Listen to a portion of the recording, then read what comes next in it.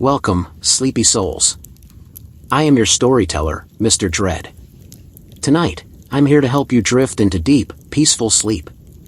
But before we begin, don't forget to like this video and subscribe for more bedtime stories. Let me know in the comments where you're watching from, and what time it is right now. And if there's a story you'd like to hear next, I would love to know that too. What if every time you looked in your rearview mirror, someone was sitting in the back seat? Jake Carver had been driving nights for nearly 5 years. Rideshare work wasn't glamorous, but it kept the bills paid and gave him a strange sense of control. He liked the city at night, the way neon bled across wet streets, the echo of sirens bouncing between buildings, the way most people never looked closely at anything after midnight. The night world was quieter, simpler. But lately, something had changed. It began with a passenger, a young woman in a red dress, slumped against the back seat, clearly drunk. Jake glanced at her through the rearview mirror as he merged into traffic, and for a split second, his blood ran cold. Someone else was sitting beside her. It wasn't a clear image, more like a smudge of shadow that had taken on the faintest outline of a human form. No face, no details, just there. He blinked hard, rubbed his eyes, and looked again. Nothing. Just the woman scrolling half-coherently through her phone. Jake laughed it off, chalking it up to exhaustion. Night shifts could play tricks on your brain. He dropped her off, watched her stumble toward the apartment building, and drove away. But when he checked the mirror again, his stomach twisted. The shadow was still there. No passengers. No one in the back seat.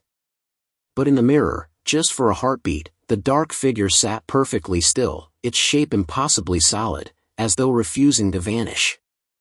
Jake snapped his head around to look. The seat was empty. His chest tightened. He pulled over to the curb and sat in silence, gripping the steering wheel until his knuckles whitened. The night pressed in on him. Rain began to tap gently at the windshield, each droplet glowing under the street lamp. For the first time in years of late-night driving, Jake felt like a trespasser, like the city wasn't his anymore. He shook it off. Just fatigue. Hallucinations. He needed more coffee. But the shadow came back. Not every night, and never for long, but often enough that he stopped trying to convince himself it wasn't real.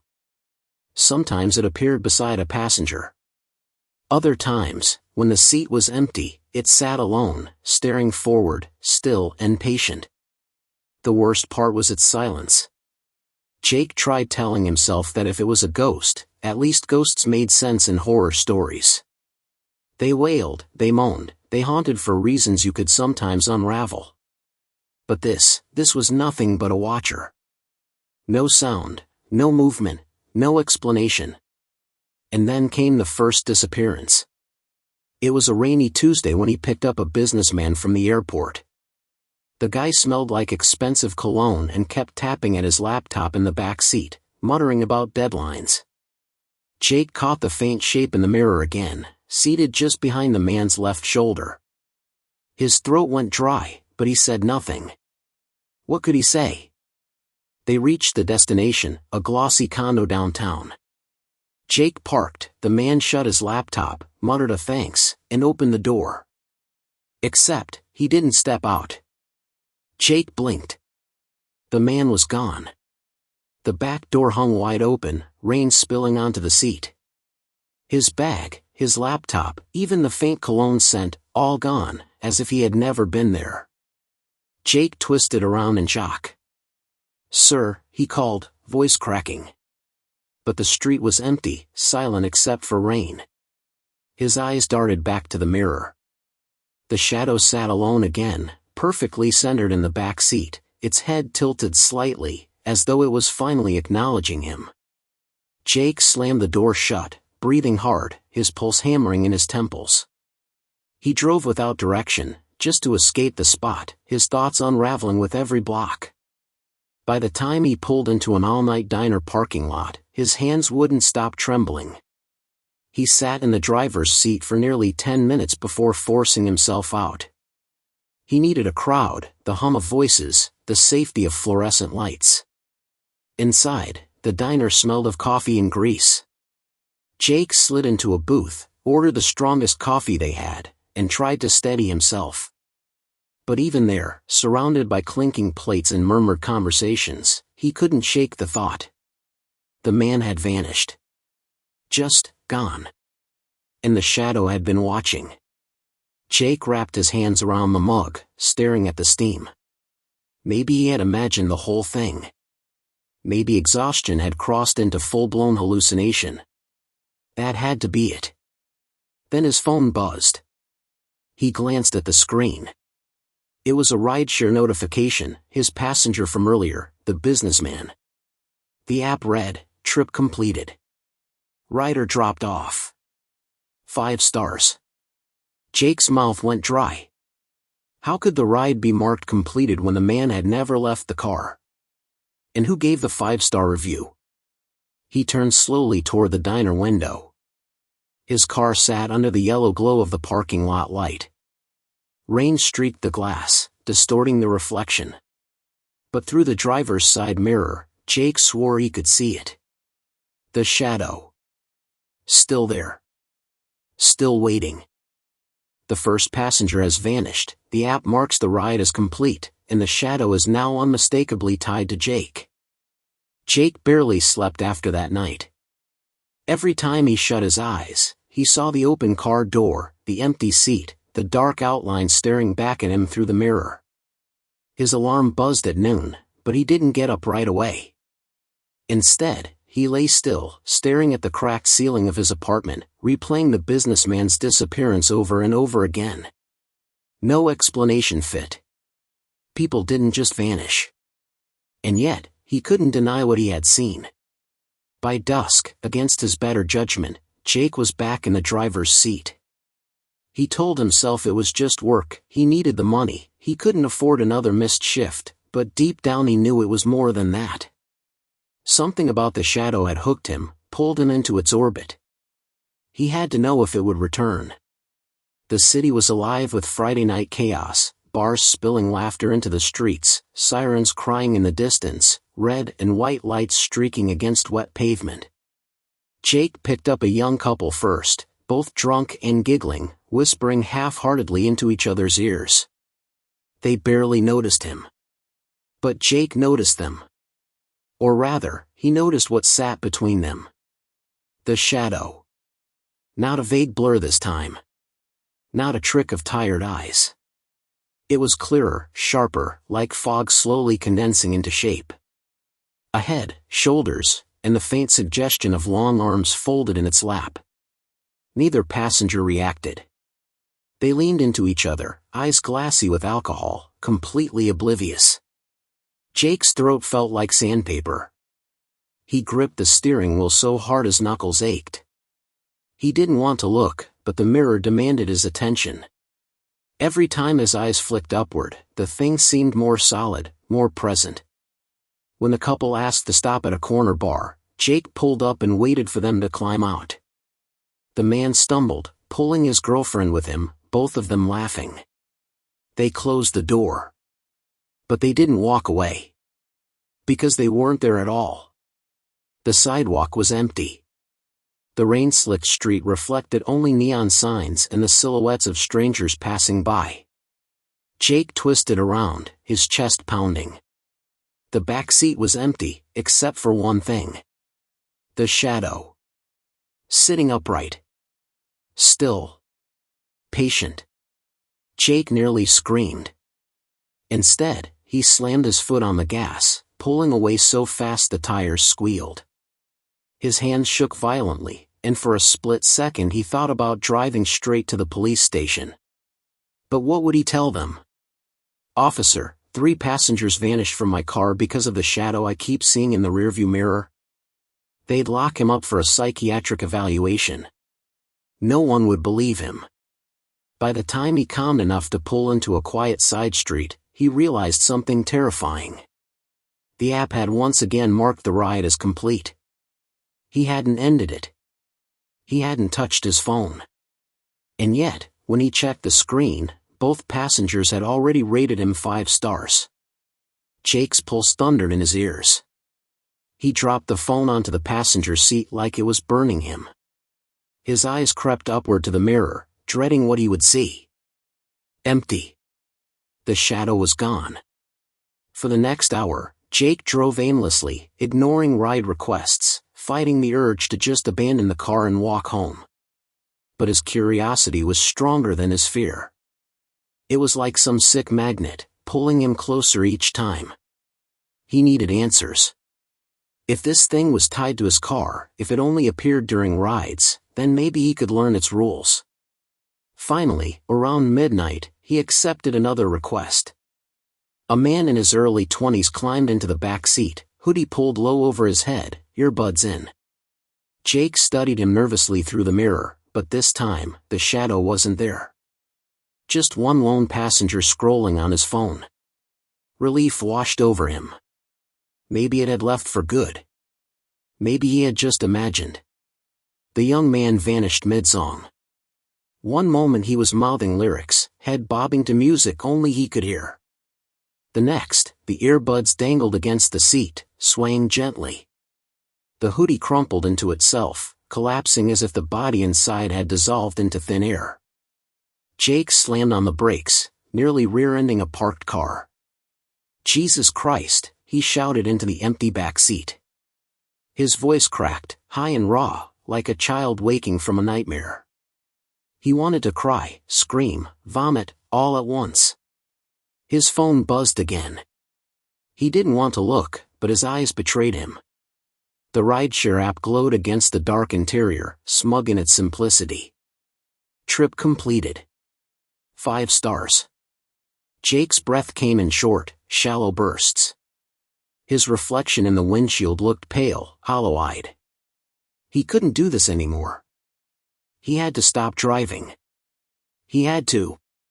A noise froze him in place. It was faint. Almost imperceptible. The sound of slow, steady breathing. From the back seat. Jake's blood turned to ice. He didn't turn around. He didn't have to. His eyes lifted, trembling, to the rearview mirror. There it was. Not a blur. Not a shadow. Not a suggestion. A man, pale skin, sunken eyes, thin lips stretched into something that might have been a smile if it weren't so wrong.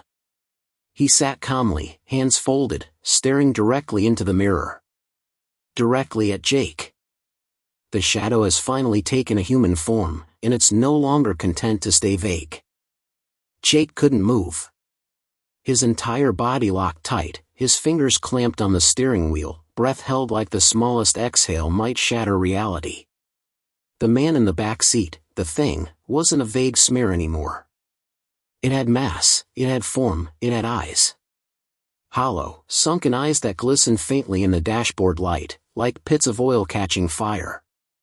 Jake wanted to whip around, to confirm that what he was seeing in the mirror was truly behind him. But some deep, primal instinct screamed against it. If he turned, if he faced it head-on, he would be giving it something it wanted. Acknowledgement. Permission. So he stayed perfectly still, locked into a trembling stare through the glass rectangle of the rearview. The man, no, the passenger, didn't blink. Didn't move. He simply sat there, lips curled into that grotesque half-smile, like he knew Jake's every thought. The air inside the car thickened. Each breath scraped Jake's lungs like inhaling smoke. And then the impossible happened. The figure leaned forward. Not fast. Not jarringly. Slowly, with terrifying deliberation, as though it had all the time in the world. Its pale hands uncurled from its lap and gripped the edge of the seat in front of it. The fabric didn't shift. The pressure didn't register in the physical world. But in the mirror, Jake saw everything. And then it spoke. Its voice didn't match its face. It was soft, whisper-thin, barely audible over the hum of the idling engine, yet it slithered directly into Jake's ears, bypassing sound entirely. Keep driving. Jake's entire body jerked as though shocked. The words weren't a suggestion. They weren't even a request. They were a command, delivered with such casual inevitability that his foot slammed the gas without conscious thought. The car lurched forward, tires hissing on the wet street. Jake's heart thundered in his chest. His knuckles burned white against the wheel. "What do you want from me?" he choked out, his voice barely recognizable.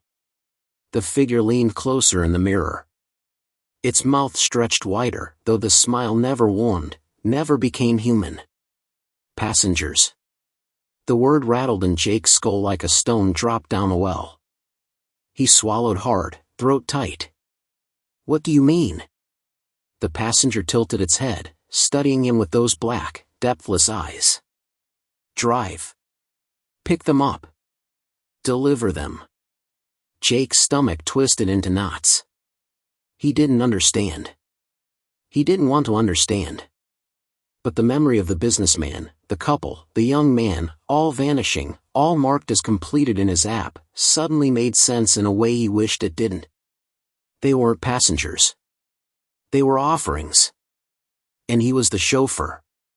"No," Jake whispered, shaking his head violently. "No, I'm not doing this. I'm not part of whatever the hell this is." He stomped the brakes, the car skidding to a stop under a flickering street lamp. His hands trembled as he reached for the door handle. But the voice came again. Louder this time. Sharper. "Keep driving." Jake froze. His body went cold. His hand, still on the door, wouldn't move. He tried with everything in him to shove it open, to flee, but his arm refused to obey. It was as if invisible strings had bound him to the seat. The figure in the mirror smiled wider. Jake's breaths came ragged, shallow. He could feel his sanity fraying at the edges, unraveling like cheap thread. If he stayed in the car, he was feeding this thing. If he left, he might never escape it anyway. The mirror rippled. Jake blinked hard. For a split second, the reflection of the car interior distorted like water disturbed by a stone. The figure's face bent and twisted, stretching too long, eyes multiplying, teeth sharpening into something monstrous before snapping back into its calm, pale mask. Jake gagged, bile rising in his throat. "Why me?" he croaked. The answer came instantly, as though it had been waiting for the question. "You looked." The simplicity of it chilled him more than any elaborate curse could have. He looked. He saw it. That was enough. The passenger leaned back in the seat now, as if satisfied, folding its hands neatly once again. The command still hung in the air, thick and suffocating. Jake's phone buzzed on the console. Another ride request. The green button pulsed like a heartbeat. He stared at it, shaking his head in disbelief. No. He couldn't. He wouldn't. But his finger reached out anyway, trembling, betraying him. He accepted the ride. The voice purred through the car, low and satisfied. Good. Jake pulled back onto the road, eyes darting between the asphalt and the mirror. The figure remained in the back seat, calm and still, but its reflection was sharper than ever, like it had finally rooted itself into reality. A chill settled over Jake as he realized something horrifying. This wasn't his car anymore. It was theirs. The city never slept, and neither did Jake anymore. His world had shrunk into a suffocating cycle of asphalt, neon, and the soft hum of his engine. Days blurred into nights, nights into mornings, but it no longer mattered. There was only the car, the mirror, and the silent figure always waiting in the back seat. At first, Jake thought maybe no one else could see it. The businessman hadn't. The drunk couple hadn't. The young man with the earbuds hadn't. Their obliviousness was almost a comfort. If it was his curse alone, maybe he could find a way to carry it. But then came the night he picked up an older woman on the edge of the city, and the illusion shattered. She climbed into the back seat with a canvas grocery bag in her lap, her wrinkled hands folded carefully over it. She gave Jake a polite smile and told him the address in a voice that quavered but carried warmth. For the first few blocks, everything seemed normal. Jake almost relaxed. Almost. But then he glanced at the mirror. The passenger was there, sitting inches from the woman, its pale face tilted toward her like it was studying every line of her body. Its eyes glittered in a way Jake had never seen before, hungry, almost eager. Jake gripped the wheel tighter, jaw clenched. He wanted to scream at her to get out, to run, to save herself. But the words tangled in his throat. He could feel the command lingering in his skull, keep driving. The woman shifted suddenly, glancing at the mirror herself. Her smile faltered. Her gaze lingered, then darted quickly to Jake. "Driver," she said softly, her voice trembling in a new way, "there's someone in here with us." Jake's heart plummeted. He tried to keep his voice steady, but it came out cracked. You see it?" Her eyes brimmed with tears, her hands clutched the bag tighter. "He's sitting right here. Don't you?" She cut off with a strangled gasp, her face going pale. Jake didn't need to look, he knew what she was seeing. The passenger leaning closer, its face inches from hers, smiling wide enough to split its skin. "Please," she whispered, her voice shaking. "Stop the car." Jake's foot twitched on the brake, but he couldn't press down. His muscles rebelled, bound by invisible strings. His throat tightened. He wanted to tell her he was sorry, that it wasn't his choice, that he was just as trapped as she was. But all he could do was stare helplessly through the mirror as the passenger exhaled, a long, rattling breath that fogged the glass around them even though the windows weren't cold. The woman screamed. It wasn't a long scream, not one of those cinematic wails. It was short, sharp, cut off mid-note as though someone had pressed mute. The sound snapped off so suddenly that Jake's eardrums rang in the silence that followed. He whipped his head around before he could stop himself. The seat was empty. The bag of groceries had tipped, apples rolling lazily across the floor mat, thudding softly into the shadows. Jake's stomach lurched. He turned back to the road just as his phone buzzed. Another notification. Another trip marked complete. Another 5 stars. His knuckles throbbed against the wheel, blood roaring in his ears.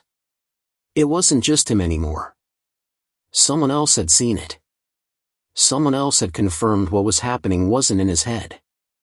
And then another thought hit him like a freight train. If the woman could see the passenger, maybe others could too. Maybe that was why they vanished. Not because they were random sacrifices, but because they noticed. Because they looked too long. The rules were changing. Jake pulled into an empty gas station and killed the engine. He sat there in the silence, chest heaving, staring at the dark reflection in the mirror. The passenger stared back, patient as ever, hands folded in its lap, smile unbroken. "What do you want from me?" Jake rasped, his voice hoarse. "Why me? Why them? What the hell are you?" For a long moment, nothing. Just silence, thick and oppressive. Then, finally, the lips in the reflection parted. "Conductor," it whispered, the word oily and deliberate. Jake's insides twisted. Conductor. Like this was some train, some endless route, and he was the one doomed to guide it. His phone buzzed again. Another ride request. His thumb hovered over the screen, shaking. He couldn't stop himself. He couldn't fight it. He accepted the ride. Minutes later, a young college kid slid into the back seat, talking on his phone, laughing about something Jake didn't care to hear. But when Jake's eyes flicked to the mirror, the kid froze. His laughter died mid-word. His eyes widened as he slowly lowered the phone. Jake's chest seized. The kid could see it too. The silence in the car was unbearable. Jake's heart hammered in his chest, sweat prickling at the back of his neck. In the mirror, he saw the kid's wide eyes fixed on the space beside him, the place where the passenger sat, calm and silent, as if it had always belonged there. The kid's lips trembled, a shaky breath escaping. "Dude, who the hell is in your car?" His voice cracked in a way that betrayed the rising terror clawing its way through him. Jake swallowed hard. His throat felt like it had been scraped raw. Don't look at it," he managed, though his own eyes betrayed him, flicking back toward the mirror no matter how much he tried to resist. The kid pressed himself against the door, fumbling for the handle. "Man, stop the car. Stop the..." He didn't finish. The sound that followed wasn't human. It was a deep, wet inhale, a dragging breath that came not from lungs but from some hollow cavern inside the figure itself. Jake's stomach flipped. His hands locked onto the wheel. The kid screamed, a desperate, high-pitched noise that lasted only a heartbeat before cutting off with the same brutal abruptness Jake had already heard before. He flinched as silence dropped into the car like a weight. Jake whipped his head around, against every instinct screaming not to, but he had to. The back seat was empty. The door was still locked. The phone the kid had been holding lay face down on the seat, buzzing faintly before going dark. And the passenger. The passenger was smiling wider than ever, teeth pale and sharp, though no flesh had moved in the real world, only in the mirror. Jake's breaths came in shallow bursts, his chest on the verge of collapsing. The rules. He could feel them tightening around him like a noose. The ones who didn't see it, the drunk couple, the businessman, the guy with the earbuds, they disappeared quietly. But the ones who did see it, the old woman, the college kid, they screamed. They vanished violently, pulled away faster, like being punished for noticing too much. And him? He saw it every night. He saw it more clearly than anyone. Jake's phone buzzed again. Another completed trip. Another 5 stars. His stomach churned. He was the only one who stayed. The only one the passenger never touched. Not yet. But why? The question ate at him as he drove without purpose, every corner of the city feeling narrower, darker, as though the streets themselves were folding in on him. He thought about pulling into the nearest police station, throwing himself at their mercy, demanding they take his keys, his license, his car. But what good would that do? Would they even see it? Or would he just look insane while the thing rode silently in the back seat, laughing at him through the mirror? No. He couldn't go to the police. He couldn't even go home. Not when he knew, deep down, that the passenger would simply follow. By 3 a.m., Jake parked outside a deserted rest stop on the highway. The fluorescent lights buzzed faintly overhead, the only sign of life a vending machine humming against the cinder block wall. He killed the engine and sat in the silence, gripping the wheel until his palms ached. "Why me?" he whispered, his voice barely audible, but the reflection heard him. He could feel it. The passenger tilted its head in the mirror, those black, depthless eyes burning holes straight through him. Then, slowly, its lips parted. "Because you keep driving." The words were soft, but they rattled inside Jake's chest like chains. He slammed his fists against the wheel, a hoarse cry tearing from his throat. "Then what happens if I stop? Huh? What happens if I end this right now?" For the first time, the passenger's smile faltered. Not by much, just the smallest crack in its expression, but Jake saw it. The tiniest sliver of uncertainty. His pulse surged with adrenaline. His breathing came faster. Maybe this thing wasn't all-powerful. Maybe it needed him more than he needed it. Maybe. A sharp knock jolted him out of the thought. Jake jumped, whipping his head toward the driver's window. A man in a trucker's cap stood outside, gesturing for him to roll the window down. His mouth moved, forming words Jake couldn't hear through the glass. Jake hesitated, then lowered the window a crack. "Yeah?" His voice was raw, desperate, like he hadn't spoken to another living soul in days. The man leaned down, his face shadowed under the brim of his hat. His eyes looked strange, too wide, too dark. His voice came low, deliberate. "You shouldn't be driving this route." Jake's skin prickled. His stomach dropped. What do you mean?" The man's mouth twitched, almost a smile, though his eyes never softened. "It rides with you now." Jake's blood froze. His grip on the wheel tightened until the leather dug into his palms. "You see it?" he whispered, barely daring to breathe. The man leaned closer, his lips almost against the crack in the window. His breath fogged the glass. "We all see it," he murmured. "But only some of us survive." Jake's heart stopped. His head spun, a sick weight pressing against his chest. Before he could respond, the man straightened, tapped the roof of the car once, and walked back into the night. His figure faded into the shadows of the empty rest stop until he was gone. Jake sat frozen, the words ringing in his skull. "We all see it." In the mirror, the passenger smiled wider than ever. Jake didn't move for a long time. The words clung to him like cobwebs, sticky and impossible to shake off. "We all see it." That stranger, truck driver, shadow, messenger, whatever he had been, had spoken like someone who already knew Jake's fate. Like someone who had been in the car before. Like someone who had survived what Jake was still barely enduring. The night air through the cracked window felt colder now, heavy with damp, clinging to Jake's skin until he shivered. He stared at the empty lot around him. There was no sign of the man. No truck. No footsteps. Nothing. Just the hum of the vending machine and the buzz of the lights above, flickering in an almost rhythmic stutter. Jake turned to the mirror again, and his stomach knotted. The passenger was still there, of course, but it wasn't smiling anymore. Its expression was different now, almost amused.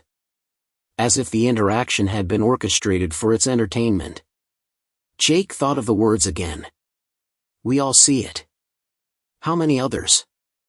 How many drivers had picked up this thing without realizing it, carrying it from place to place, city to city? Was that why he never saw the same faces on the missing posters for more than a few weeks? Were they the ones who didn't survive? Or, worse, the ones who had joined it? The thought turned his stomach. He put the car into drive, pulling away from the rest stop with shaking hands. The road ahead stretched like a black ribbon, the lane lines blurring into one another. He didn't even know where he was going. He just needed to move, needed to feel the tires on asphalt, to convince himself he was still in control. But deep down, he knew control was an illusion.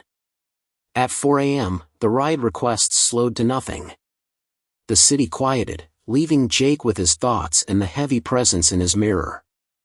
He parked in a desolate industrial district, rows of warehouses looming like the skeletons of giants.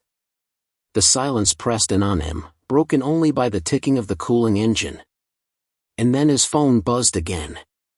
Not a ride request. Not an alert. Just a notification he hadn't seen before, one that didn't belong to the rideshare app. The screen lit up with a message. Rule number 1, never stop driving. Jake's blood ran cold. He stared at the glowing letters, waiting for them to vanish, for the rational part of his mind to dismiss it as a hallucination born from sleep deprivation. But the words remained, crisp and undeniable. He scrolled, fingers trembling. Another message appeared. Rule number 2, never look at it directly. Only through the mirror. Jake's heart hammered. He turned his head, instinctively, toward the back seat, but stopped short, catching himself in time. His breath came in ragged bursts. His phone buzzed again. Rule number 3, those who see it will not last. The kid. The old woman. Their screams replayed in his head. The memory twisted his stomach into knots. He swallowed hard, unable to tear his eyes away from the screen. Finally, one last notification. Rule number 4, you are not the driver anymore. Jake dropped the phone like it had burned him, his chest tightening. He reached for it again, desperate to shut it off, but when he picked it up, the notifications were gone. Just a normal home screen. Just his usual apps, his usual background. No sign of the messages at all. His hand shook so violently he almost dropped it again. The passenger sat quietly in the mirror, the faintest curve tugging at the corners of its mouth, as though it knew exactly what he'd seen. Jake pressed his palms into his eyes until he saw stars. He couldn't do this. Not anymore. He needed answers. He needed to know what the hell this thing was and why it had chosen him. He pulled into a greasy all-night diner, the kind with neon lights that hummed like angry insects and a handful of truckers nursing black coffee in chipped mugs. Inside, the smell of burnt bacon and overcooked eggs clung to the air. Jake slid into a booth, keeping his eyes on the window where his car was parked outside. He couldn't bring himself to turn the mirror toward him. Not now. A waitress with tired eyes approached, jotting something on her notepad. "Coffee?" she asked. Jake nodded, his throat too tight to answer. He needed something hot, something grounding. As she poured, he glanced toward the far end of the diner. One of the truckers was watching him, a man with a weathered face and deep-set eyes that carried the weight of too many sleepless nights. Their gazes locked, and Jake felt that same cold shiver he'd felt at the rest stop. The trucker lifted his mug in a silent toast, then leaned back in his booth. On the table in front of him sat a phone. Its screen lit up once, briefly, with the same chilling notification Jake had seen earlier. Rule number 1, never stop driving. Jake's stomach dropped through the floor. Jake's coffee went cold in front of him. He hadn't touched it. The steam had long since vanished, leaving only a bitter scent that mingled with the greasy air of the diner. His eyes kept drifting back to the trucker at the far booth. The man wasn't hiding what he was doing, he was staring straight at Jake, calm, unflinching, like someone who had been waiting for him to arrive. Jake forced himself to look away, but his gaze caught on the man's phone again. The screen had gone dark, but Jake knew what he'd seen. The same notification. The same rule. Which meant, this thing wasn't just his curse. It was bigger. The waitress returned with a pot to refill his untouched mug, and Jake almost jumped at the sound of her voice. "You okay, hon? You look like you've seen a ghost." Jake wanted to laugh, but his throat was too dry. If only it were a ghost, he thought. Ghosts sounded easy compared to this. Ghosts didn't sit in your car and watch your passengers vanish into thin air. Ghosts didn't send cryptic rules to your phone. "Yeah," Jake lied. "Just tired. Long shift." The waitress gave him a pitying smile and walked away. Jake waited until she was gone, then forced himself to glance back at the trucker. The man raised a finger slowly and tapped it against the side of his phone, as if to say, "You're not crazy. You saw it too." Jake's pulse throbbed in his neck. Against every instinct screaming at him to leave, to run, to drive until his tank was dry, he stood and crossed the diner. His shoes squeaked against the sticky floor, and with each step, the air felt heavier, as though he were walking into a place he couldn't return from. The trucker didn't move as Jake slid into the booth opposite him. His eyes were pale gray, the kind of eyes that looked like they'd seen too much. "You're new," the man said, his voice low, gravelly. Not a question, an observation. Jake swallowed. You see it too?" The man's lips curved into something that wasn't quite a smile. More like a grim acknowledgement. "We all do. Or we wouldn't be here." Jake blinked. "We?" The trucker leaned forward, lowering his voice further. "You think you're the only one? You think this passenger of yours picked you at random? No. It's older than that. Bigger. It's been riding with drivers since long before these apps, long before cabs, even before cars. Coaches. Carriages. Horses. Always the same thing, always sitting in the back. Watching. Waiting. The words sent a chill crawling down Jake's spine. He wanted to argue, to tell the man he was wrong, but something in those gray eyes told him this wasn't a lie. This was lived experience. Why me? Jake's voice cracked despite himself. Why now? The trucker shrugged, a slow, deliberate motion. Why any of us? Some say it chooses those who drive at night. Those who carry strangers across distances. It likes the liminal spaces, the roads between towns, the hours when no one's awake but the desperate and the damned. Maybe you picked up the wrong fare. Maybe it just liked you. Jake's stomach twisted. He thought of the old woman. The kid. The things they'd said, the way they'd vanished. The trucker reached into his jacket and slid something across the table. A small, battered flip phone.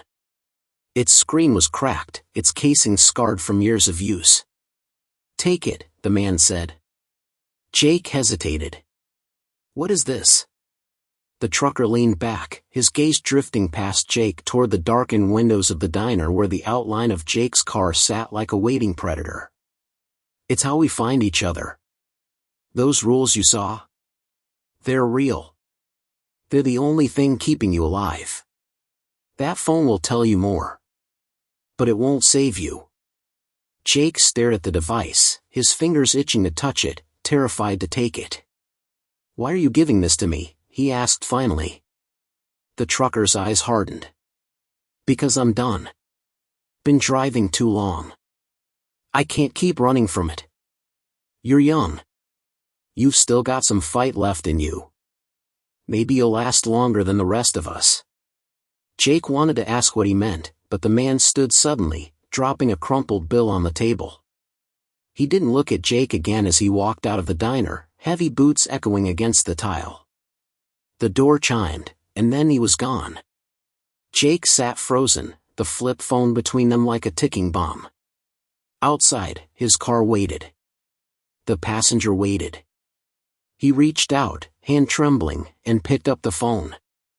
The screen flickered faintly, coming to life with a weak glow. A single text message was waiting. Welcome to the network. Jake's chest tightened. His hands went clammy. There was no sender ID, no number, no sign of who, or what, had sent it. Just those 4 words. And then, before his mind could process it, the phone buzzed again. Rule number 5, never trust the others. Jake's blood ran cold. His head snapped up toward the door of the diner, but the trucker was already gone. The flip phone sat on the diner table like a relic, humming faintly in Jake's palm. It didn't belong in this century, not with its chipped plastic shell and dim screen, but somehow that made it worse. It felt like it had survived through hands he'd never know, passed from driver to driver, cursed to cursed. He couldn't stop staring at the last message glowing on the screen. Rule number 5, never trust the others. The words crawled under his skin. If there was a network, some web of drivers like him, wasn't that supposed to be his salvation? People who understood. People who knew what he was going through. And yet here it was, a rule carved into the very fabric of this nightmare: don't trust them. Jake's reflection in the window looked alien to him, sunken eyes, sweaty brow, hands that trembled so badly the mug rattled against the saucer. He was unraveling. Every second that passed with that thing still sitting in his back seat frayed him further, yet he couldn't walk away. He couldn't leave the car. Rule number 1, never stop driving. He slipped the flip phone into his jacket pocket and forced himself back outside. His car waited under the buzzing neon light, headlights reflecting on the diner's windows like a pair of glowing eyes. For a fleeting second, he thought he saw movement inside, a shifting shadow behind the glass. But when he yanked the door open, the car was still. Silent. Except, of course, for the mirror. The passenger was there, as always, its form slightly more defined now, like fog condensing into flesh. Jake thought he saw the outline of its jaw, a hint of hair falling across its face. But when he tried to focus, it dissolved back into that in-between state, real but not real, seen but not seen. Jake's phone, the flip phone, buzzed in his pocket. He pulled it out, hands clammy, and saw a new message waiting. Driver 241. Coordinates attached. Safe to meet. Jake blinked. His first instinct was suspicion. Rule number 5 echoed in his mind, never trust the others. But then another thought bled through, what if this was his only chance? What if someone out there really did know how to break free from this? Could he afford not to try? He hesitated only a moment before copying the coordinates into his main phone's GPS. The route appeared, guiding him 30 miles north, to the edge of a small town. Jake gripped the wheel and started the engine. The roads stretched long and empty, the kind of roads where even the stars seemed reluctant to follow. The passenger sat quietly in the mirror, and Jake thought, for the first time, that he could almost feel it breathing. When he finally pulled into the coordinates, his headlights swept over an abandoned gas station. Its sign had long since fallen, rusted metal beams jutting skyward like broken bones. The windows were boarded, and weeds sprouted from cracks in the concrete. A lone car idled near the pump, an old sedan with its headlights off. Jake's pulse quickened. He parked a cautious distance away, every nerve screaming that this was a mistake. Still, he climbed out, the gravel crunching beneath his shoes. A figure stepped from the sedan, tall and wiry, hood pulled low over their face. They didn't wave. They didn't speak. They just stood, waiting. "Your driver 241?" Jake called out, his voice shaking despite his attempt at control. The figure nodded once. Slowly. Jake moved closer, though his gut twisted tighter with every step. The silence was suffocating here, broken only by the ticking of cooling engines and the faint rustle of night wind. The hooded figure finally spoke, voice hoarse but steady. "You've seen it." Jake swallowed hard. "Yeah. I've seen it. I've lost passengers. I don't know what to do anymore." The figure tilted their head, studying him. "There are ways to survive.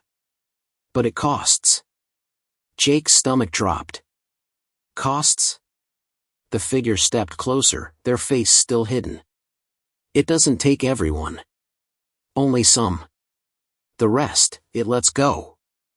It's hungry, not indiscriminate. You understand?" Jake's breath caught. The words twisted in his brain until the meaning landed like a stone in his gut.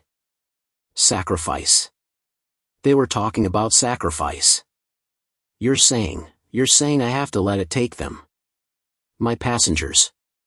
The figure was silent for a moment before speaking again, almost gently.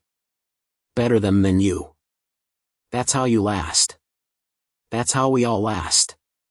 Jake stumbled back a step, bile rising in his throat. The thought of it, of willingly letting strangers vanish into that thing, was unbearable. But then another, darker thought whispered at him, "Haven't you already been doing that? Haven't you already let it take them, again and again?" His hands shook. He felt like he couldn't breathe. The hooded figure's phone buzzed. They pulled it out, and Jake saw the cracked screen glow with the same words he'd seen before. Rule number 6, if you won't feed it, IT will feed on you. Jake's chest clenched. His pulse roared in his ears. He didn't know if the message was meant for the other driver or for him, but it didn't matter. He knew now what this network was, people who had made peace with the monster, people who had chosen survival at the cost of every soul that stepped into their back seat. The figure leaned closer, their face finally catching the moonlight. Their eyes were hollow, rimmed dark with sleeplessness. "You can fight it if you want. But you won't last. None of us do." Jake turned and bolted back to his car, fumbling with the keys, heart jackhammering. He slammed the door shut and started the engine, gravel spitting under the tires as he tore out of the lot. In the mirror, the passenger was smiling. Wide. Too wide. The highway stretched out before Jake in a blur of pale yellow lines and endless black asphalt.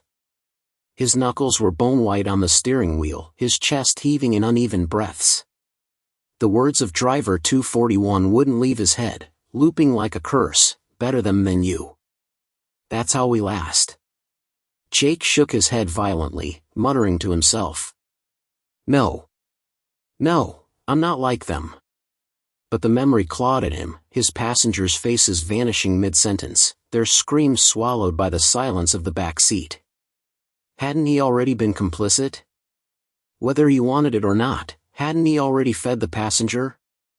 The mirror mocked him. The figure sat in the shadows, sharper now than ever before. Its outline was almost human, broad shoulders, the suggestion of long arms folded neatly in its lap. Its face still blurred, but Jake swore it was leaning forward slightly, studying him, as if savoring the chaos in his mind. The flip phone buzzed again. Jake's stomach tightened before he even looked. Rule number 7, the more you resist, the stronger it becomes. Jake slammed the phone shut and hurled it into the passenger seat. His pulse thundered in his ears. This thing wants me to break. Wants me to give in. The rideshare app chimed on his regular phone. A new request. Against his better judgment, Jake accepted. He told himself he needed the money, but deep down, he knew the truth, he wanted to test it. He wanted to see if there was a way out that didn't involve sacrifice. The pickup point was a quiet cul-de-sac in the suburbs. A middle-aged man in a suit climbed into the back, tired but polite, offering a soft thanks as he settled in. He smelled faintly of aftershave and coffee, the kind of passenger Jake had carried 100 times without remembering. Jake kept his eyes on the road, every nerve coiled like a spring. His throat was dry. His palms slick. The man behind him hummed softly to himself, scrolling on his phone. But in the mirror, there were two shapes in the back seat. The man, and the passenger, sitting beside him. Jake's stomach turned to ice. For the first time, the passenger wasn't just sitting alone in the shadows. It had shifted closer, almost shoulder to shoulder with the man. Its blurred face angled toward him, as though whispering into his ear. Jake's breath quickened. Don't look, he muttered to himself. Don't look. Rule number 2. Never look directly. Only through the mirror. But then the man stopped humming. Slowly, his head tilted toward the empty side of the back seat. His brows furrowed. Do you hear that? He asked softly. Jake's chest seized. Hear what? The man leaned closer to the nothing beside him, his face pale now, eyes wide. That whispering, do you hear it? Jake gripped the wheel tighter. No. Just sit back. We'll be there soon. But the man wasn't listening. His eyes fixed on the space beside him, on the passenger. His mouth fell open, trembling. Oh my God. Jake's blood went cold. He remembered the kid's scream. The old woman's prayer. He knew what was coming. No, Jake whispered, his voice raw. Not this one. Not again. He slammed his foot on the accelerator, tires squealing as the car shot forward. The man shouted in alarm, gripping the seat. Jake's heart pounded. He wasn't going to let it happen. He wasn't going to let the passenger take him. The flip phone buzzed violently in the passenger seat, screen glowing. Jake risked a glance. Rule number 8, if you interfere, you take their place. His throat closed. The steering wheel slipped in his sweaty grip. He wanted to throw the phone out the window, but the words branded themselves into his mind. And then it happened. The man let out a strangled cry, his body jerking against the seatbelt. His phone clattered to the floor. He clawed at the air beside him, his hands passing through nothing, through the passenger. His scream cut through Jake like broken glass, until, just as suddenly, it stopped. Jake glanced into the mirror. The man was gone. But the passenger was closer now. Sitting directly behind Jake, leaning forward so its blurred face nearly brushed the mirror's edge. The air grew suffocating, charged with static. Jake's hands shook uncontrollably. "What do you want from me?" he choked out. "Why me?" The mirror flickered, just once, like static across an old TV screen. And for the briefest moment, Jake swore the blur cleared, revealing a human face beneath. A face he almost recognized. But then it was gone, swallowed back into shadow. Jake couldn't breathe. His mind raced, 1,000 thoughts colliding at once. He pulled over on the shoulder, chest heaving, sweat dripping down his temple. His car ticked as the engine cooled, the only sound in the vast emptiness of the highway. And then the flip phone buzzed one final time. Rule number 9, soon, you will drive for it alone. Jake stared at the message, his vision swimming. The words felt final, inevitable. In the mirror, the passenger leaned forward, its blurred face inches from his own reflection. And this time, it was smiling. Jake drove without knowing where he was going. The road stretched endlessly in both directions, a black ribbon slicing through a landscape of shadows. His chest felt like it was full of stones, every breath dragging like gravel. He couldn't shake the words from the phone, etched into his brain like commandments. Soon, you will drive for it alone. The car's interior had changed. It was subtle at first, the faint smell of damp earth, the whisper of static behind his ears, but now it was undeniable. The air was colder. The seats seemed older, the leather cracked and peeling like something left to rot in the sun. The dashboard lights dimmed until they barely glowed, painting his knuckles in sickly orange. His rideshare app no longer chimed with requests. His phone no longer buzzed. There was only the silence, thick and suffocating. And, of course, the mirror. The passenger leaned closer now, its blurred face hovering inches from his own reflection. Jake couldn't tell if it was breathing or if the car itself was exhaling around him, but the sound of soft, rhythmic inhalation filled the cabin. He tried to look away, to keep his eyes on the road, but the pull of the mirror was stronger than gravity. He whispered to himself, voice trembling. "I won't feed you. I won't be like them." The mirror flickered, static tearing across its surface, and for a brief second Jake saw something that made his stomach lurch. The highway outside was gone. The world beyond the windows was nothing but a gray void, featureless and endless, stretching in all directions. Yet the car moved, tires humming over asphalt that no longer existed. Jake slammed the brakes. The car screeched, jerking violently. His chest hit the wheel, air punching from his lungs. The tires smoked against pavement that wasn't there. When the vehicle finally shuddered to a stop, Jake sat gasping, fingers clawing the leather of the wheel. The void outside pressed closer, swallowing what little light there had been. He wasn't on a highway anymore. He wasn't anywhere. A faint voice spoke from the back seat, so soft Jake thought it might have been in his own head. "You've always been here." Jake froze. His eyes darted to the mirror. The passenger's face was still blurred, still unfinished, but it was speaking now, its mouth stretching unnaturally wide with every word. "You're not driving them. You're driving me." Jake's heart thundered. His vision blurred with tears, but he couldn't stop staring. "What are you?" he rasped.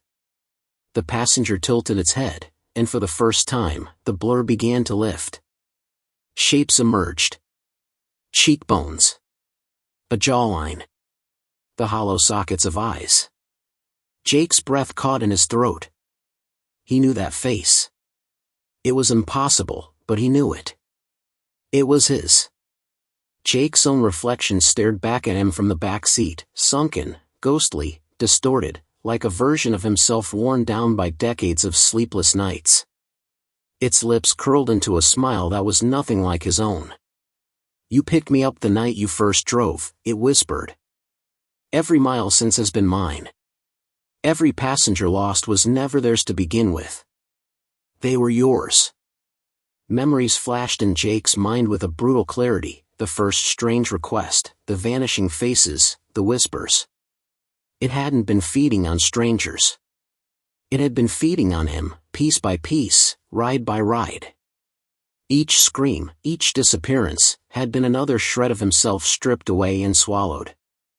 The passenger leaned closer, their faces nearly touching in the mirror. Its voice was a hiss inside his skull. Rule number 10, you were never the driver. You were always the ride.